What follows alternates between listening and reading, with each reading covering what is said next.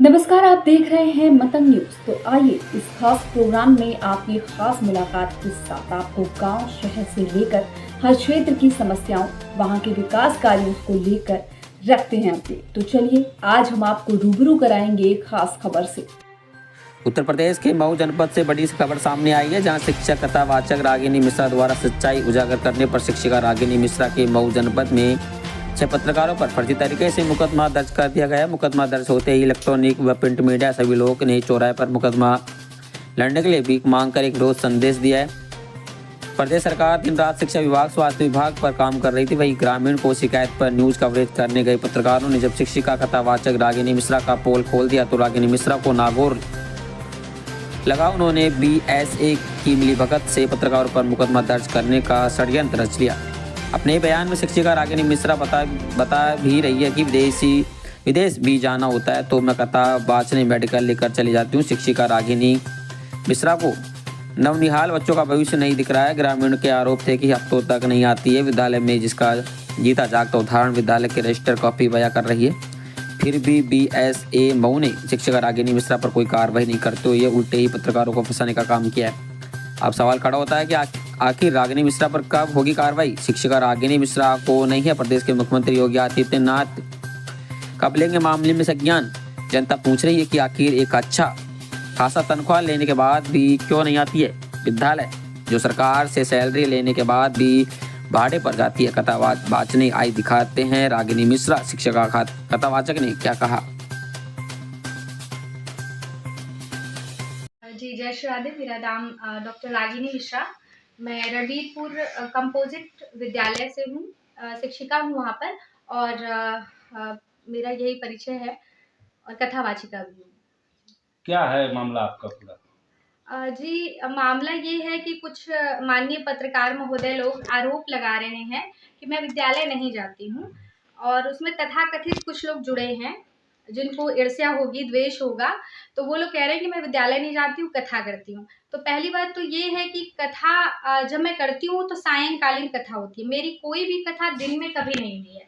वो लोग social media उठाकर देख लें, और बाकी जो भी, क्योंकि हमारा हर चीज़ ओपन है, तो देख लें। तो वहाँ पर कोई भी कथा दिन में नहीं होती, शाम को होती है, 7 से 10 होती है, और रात्रि में ही हम वापस चले आते हैं अपने गाड़ी से। दूसरी चीज़, जब दूर की कथाएँ होती है, जैसे छत्तीसगढ़, बिहार हुआ, नेपाल हुआ, तब मैं छुट्टियों में जाती हूँ। जितनी कथाएँ हैं मई और जून की है, या छुट्टियाँ मेरी बची रहती है तो मैं उनको लेकर के जाती हूँ। तो ये निराधार है कि मैं नहीं आती हूँ, ये सर्वथा निराधार है। और जो लोग आरोप लगा रहे हैं, झूठा आरोप लगा रहे हैं, मैं निश्चित उनके पर ज़रूर मैं कुछ न कुछ प्रयास करूँगी कि मुकदमा हो, FIR हो। आरोप भी लगाया जा रहा है कि आप साइन नहीं करती हैं। जी। क्या है पूरा मामला इस पे? हाँ, एक्चुअली कुछ लोग, आजकल AI का ज़माना है, आजकल तो आप सभी जानते हैं, इतना आगे हो चुका है, तो लोग रजिस्टर की कॉपी का कुछ छेड़छाड़ करके उसमें एडिट करके उसमें एब्सेंट मतलब एब्सेंट क्या, खाली कर दिया था, जो भी एडिट कर दिया था, और बाद में फिर उसी को वायरल कर रहे हैं वो लोग। तो वैसे तो मैं भी दिखा सकती हूँ, कई ऐसा है प्रकरण, मैं दिखा या आप लोगों को प्रोवाइड करा दूंगी अभी, जिसमें एडिट करके बनाया जा सकता है। तो यही काम उन लोगों ने किया है। और रही बात, आज कुछ पत्रकार महोदय गए थे, तो आज मैं मेडिकल पे थी। आप रेफरेंस नंबर कोई भी जाकर के चेक करवा सकता है। और जब भी मैं कथा के लिए जाती हूँ तब मैं लीगली छुट्टी लेकर के जाती हूँ, मेडिकल लेकर के जाती हूँ, CL बचा होता है तो वो लेकर जाती हूँ। और दूसरी बात कि सबसे नज़दीक यदि किसी का विद्यालय है तो मेरा है, मेरे घर से। तो आप ये बताइए कि तब मेरे न जाने का कोई कारण हो ही नहीं सकता, क्योंकि सरवा से रणवीरपुर बहुत दूर नहीं है। तो आपके पीछे विद्यालय के लोग ही लगे हुए हैं जो आपके टीचर हैं? जी, नहीं, सभी लोग तो बहुत अच्छे हैं, सबकी बात मैं नहीं करूँगी।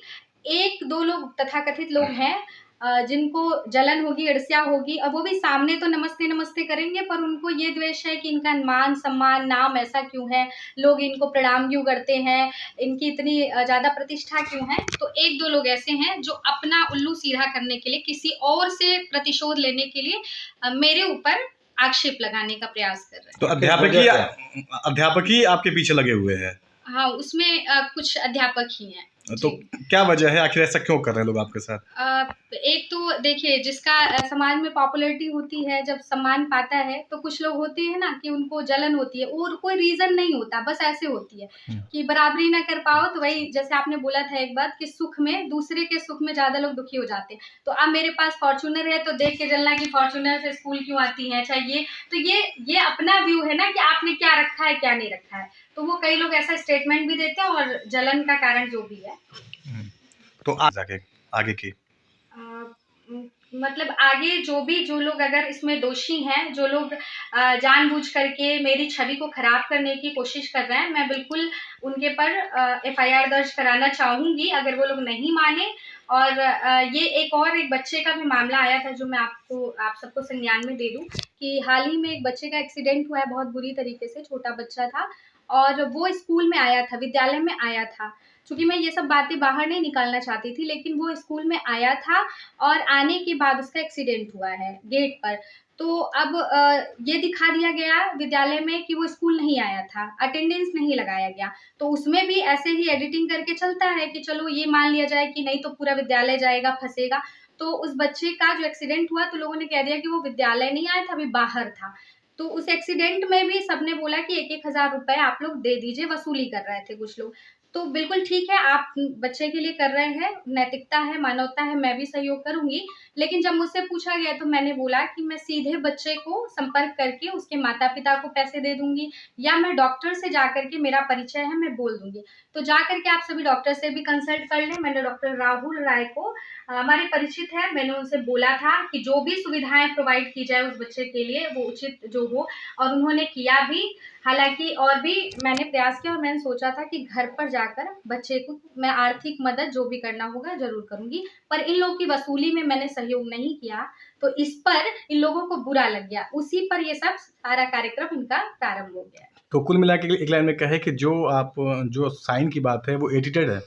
जी, बिल्कुल एडिटेड है और वैसा एडिट किया हुआ मैं दूसरा भी आपको दिखा दूँगी। ठीक है।